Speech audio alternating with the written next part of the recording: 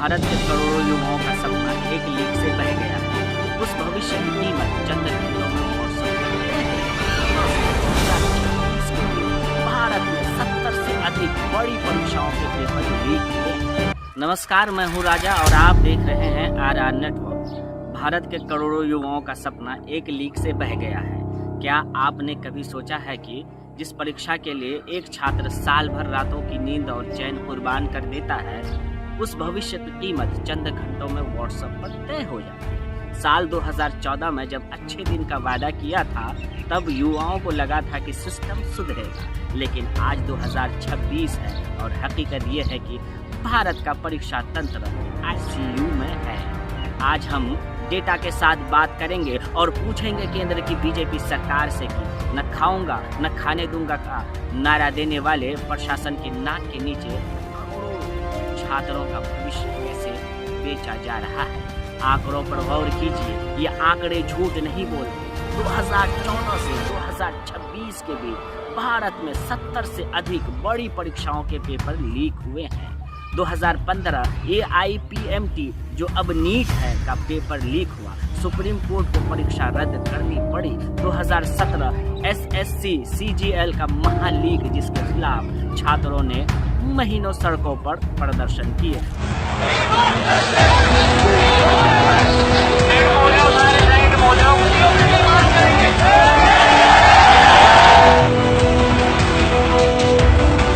हम यहाँ पे अपने जस्टिस के लिए आए हैं, जो SSC हमारे साथ इनजस्टिस कर रही है। 2018 CBSE 10वीं और 12वीं के पेपर लीक, बोर्ड परीक्षाओं तक की गरिमा नहीं बची। 2021-2022 UP TET और REET जैसे राज्य स्तर बड़ी परीक्षा, जहां लाखों युवाओं का भविष्य अधर में लटका। 2024 नीट, UG और UGC नेट का काला सच सामने आया। पहली बार NTA की साख पूरी तरह धूल में मिल गई। मई 2026 ताजा घटना, हाल ही में हुए नीट UG 2026 के परीक्षा में लीक के कारण रद्द कर दी गई। 22 लाख छात्र आज फिर सड़कों पर है। अब सवाल बीजेपी सरकार की नीयत और नीति पर। NTA का ढांचा या धोखा। सरकार ने NTA नेशनल टेस्टिंग एजेंसी को एक पारदर्शी संस्था के रूप में पेश किया था, लेकिन आज थान सर से लेकर विपक्ष तक इसे नेवर ट्रस्टेबल एजेंसी कह रहे हैं। जब 10 रुपये का डायपर लीक नहीं होता है, तो करोड़ों छात्र का भविष्य तय करने वाला पेपर कैसे लीक हो जाता है। कानून में देरी क्यों? पब्लिक एग्जामिनेशन एक्ट 2024 में लाने में सरकार ने 10 साल लगा दिए और कानून आने के बाद भी 2026 में नीट का लीक होना ये बताता है कि सरकार का पेपर लीक माफिया पर कोई खौफ ही नहीं है। संस्थाओं का राजनीतिकरण। विपक्ष का आरोप है कि शिक्षा संस्थाओं में शक्यता के बजाय विचारधारा को प्राथमिकता दी गई है।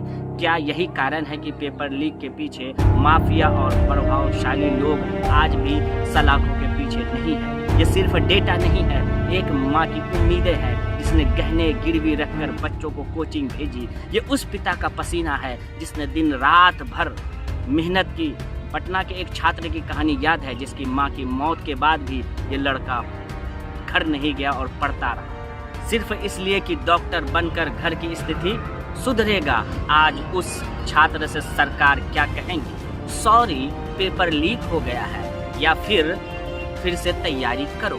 सरकार बदलती है लेकिन छात्रों का दर्द नहीं बदलता। 2014 से लेकर 2026 तक का ये सफर डिजिटल इंडिया का कम और लीक इंडिया का ज्यादा लगने लगा है। सरकार वाकई युवाओं के प्रति गंभीर है तो सिर्फ कानून बनाने से काम नहीं चलेगा। उन सफेदपोश अपराधियों को पकड़ना होगा जो सिस्टम के भीतर बैठकर पेपर बेच रहा है। आप क्या सोचते हैं? क्या सरकार पेपर लीक रोकने में पूरी तरह नाकाम रही है? अपनी राय कमेंट में ज़रूर लिखिए। अगर आपको ये वीडियो पसंद आए तो लाइक कीजिए और हमारे चैनल को सब्सक्राइब करना ना भूलें। धन्यवाद।